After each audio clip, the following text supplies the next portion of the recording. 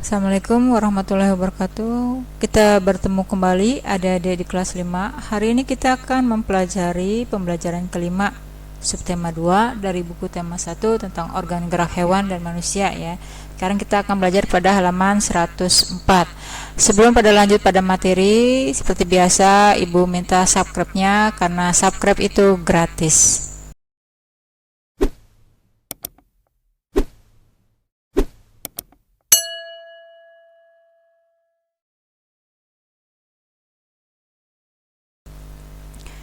Baik, kita lanjut anak-anakku sekalian. Ayo mengamati. Amatilah gambar pada buku kalian semua. Wah, hebat sekali ya Pak Bejo itu. Sudah tua tetapi masih kuat mencangkul. Tulang dan otot-otot tangannya masih kuat mengayun cangkul yang berat. Kakinya pun masih kokoh berdiri dan berjalan di lumpur yang pekat. Puji Beni. Betul sekali Beni. Pak Bejo sudah terbiasa melakukan hal tersebut. Sejak remaja, dia pun melakukan sebatas dengan kekuatan dan kemampuannya. Dia tak pernah memaksakan untuk melakukan kegiatan yang di luar batas. Jika kita paksa, bisa-bisa tangan atau kaki kita bisa cedera, jawab Anto.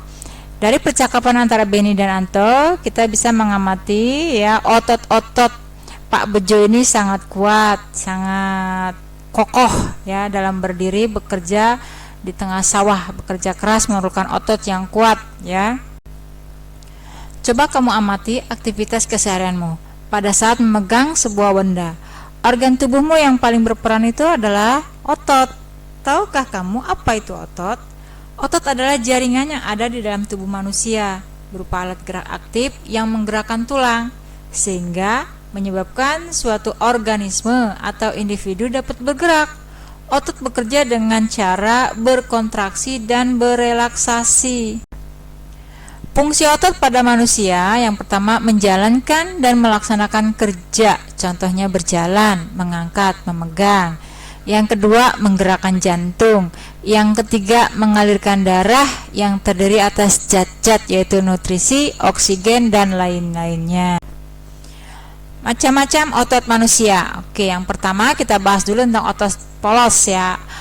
Otot polos itu apa? Ternyata otot polos adalah otot yang bekerja tanpa kesadaran kita. Ciri-cirinya apa? Nah, cirinya ini waktu kontraksinya antara 3 sampai 180 detik. Yang kedua bentuknya bergelendong. Kemudian yang ketiga terletaknya pada organ bagian dalam. Yang keempat memiliki satu inti sel yang berada di tengah. Pergerakan otot polos ini lambat dan mudah lelah. Dipengaruhi juga oleh saraf otonom. Otot polos biasanya berada pada bagian usus, saluran peredaran darah, dan otot di saluran kemih. Tidak diperintah oleh otak atau tidak dipengaruhi oleh otak. Jadi letaknya agak di dalam, kita tidak sadar karena bekerjanya tanpa kesadaran. Otot lurik, apa itu otot lurik? Otot lurik adalah otot yang menempel pada rangka tubuh manusia yang digunakan dalam pergerakan. Otot lurik adalah otot yang bekerja di bawah kesadaran. Otot lurik juga dinamakan otot rangka. Kenapa? Karena menempel pada rangka. Dinamakan otot lurik karena adanya sisi gelap dan terang yang berselang-seling. Nah, cirinya apa? Cirinya bentuknya silindris dengan garis gelap terang, melekatnya pada rangka, bekerjanya secara sadar ya dengan perintah otak, cepat dan mudah lelah. Bentuknya panjang dan memiliki banyak inti sel atau multisel. Mempunyai pigmen mioglobin. Inti selnya berada di tepi. Otot jantung. Oke, kita bahas tentang otot jantung. Otot jantung adalah otot yang bekerja secara terus-menerus tanpa istirahat atau berhenti. Otot jantung merupakan perpaduan antara otot lurik dan otot polos karena adanya persamaan yang ada pada otot jantung misalnya. Memiliki sisi gelap dan terang dan inti selnya berada di tengah. Otot jantung berfungsi dalam memompa darah ke seluruh tubuh. Otot jantung juga bekerja di bawah kesadaran manusia. Saraf yang mempengaruhi otot jantung adalah saraf simpatik dan parasimpatik. Ciri-cirinya otot jantung berbentuk silindris, memiliki percabangan. Otot jantung terletak pada jantung. Memiliki satu inti sel yang berada di tengah, bekerjanya tanpa kesadaran manusia. dan bekerja secara terus-menerus dan tidak membutuhkan istirahat. Ayo mencoba. Tunjukkan di mana letak otot-otot ini berada. Oke, tadi pertama kita sudah belajar ya, otot polos itu bekerjanya tanpa kesadaran manusia dan adanya di bagian dalam, seperti di dalam peredaran darah, di dalam usus, itu otot polos. Nah, otot lurik itu apa?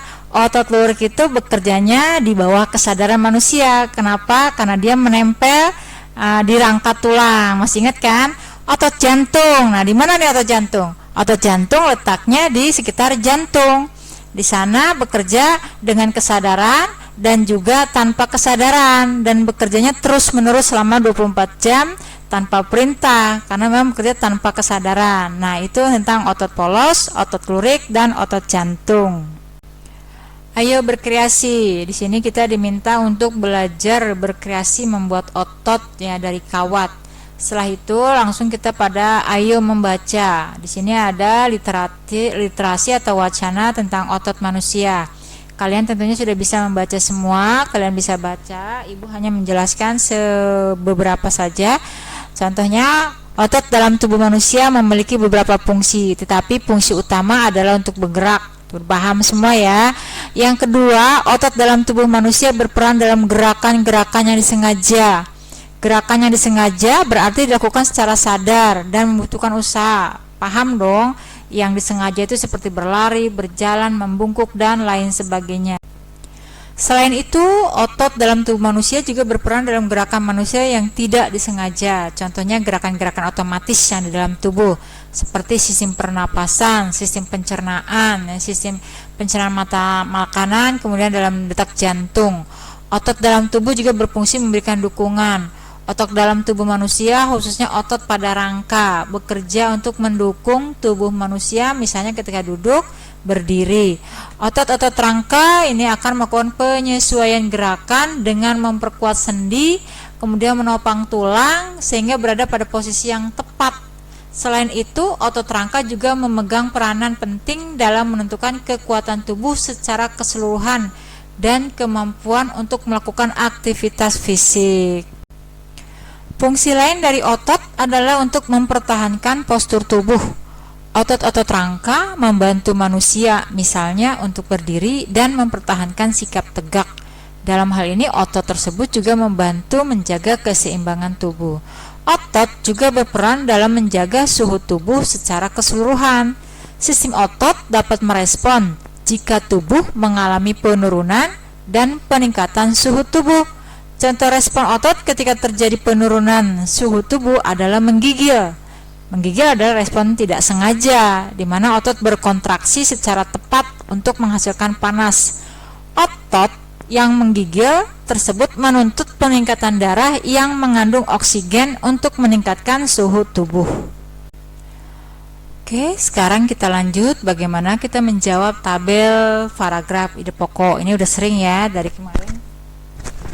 Dari kemarin kita belajar membuat ide pokok. Ibu rasa semua sudah bisa ya. Dengan membaca wacana pada paragraf ke-1 sudah dicontohkan otot dalam tubuh manusia memiliki beberapa fungsi, tetapi fungsi utama adalah untuk bergerak. Nah, itu ide pokok paragraf pertama. Yang kedua, ibu kasih juga nih, otot dalam tubuh manusia berperan dalam gerakan-gerakan yang disengaja. Yang ketiga, selain itu otot dalam tubuh manusia juga berperan dalam gerakan manusia yang tidak disengaja. Paragraf 4, 5, dan 6 kalian cari sendiri, dan ibu harap kalian sudah bisa karena kita sudah sering melakukan ini ya. Ayo berkreasi, buatlah gambar cover bacaan di atas. Masih ingatkah kamu pengertian dan unsur yang harus ada dalam cover? Agar dapat menghasilkan gambar cover yang baik, kamu harus benar-benar memahami isi bacaan terlebih dahulu. Setelah itu, kamu harus menentukan desainnya atau backgroundnya atau latar belakangnya. Ada dua macam desain nih. Yang pertama, desain dengan latar belakang warna putih dengan tulisan-tulisan yang sederhana, ya, sering kita lihat. Yang kedua, desain yang penuh warna dan gambar, ya. Pada jenis ini bagian yang dominan adalah gambar, ilustrasi, dan judul. Selain itu juga disajikan permainan warna yang mencolok dan bervariasi sehingga menarik. Nah, untuk gambar cover, giliran membuat cover sudah siapkan tempatnya ya di halaman 100-111. Kalian buat cover sebaik mungkin, sebagus mungkin. Setelah itu kita merenungkan apa saja yang telah kita pelajari hari ini tentang fungsi otot ya. Otot manusia itu tadi ada 3, fungsinya juga sudah tahu semua. Ibu harap kalian bisa menjaga kesehatan otot kalian. Demikianlah adik-adik pembelajaran hari ini, semoga bermanfaat dan kalian bisa merenungi otot-otot yang ada pada diri kalian semua dan memanfaatkannya.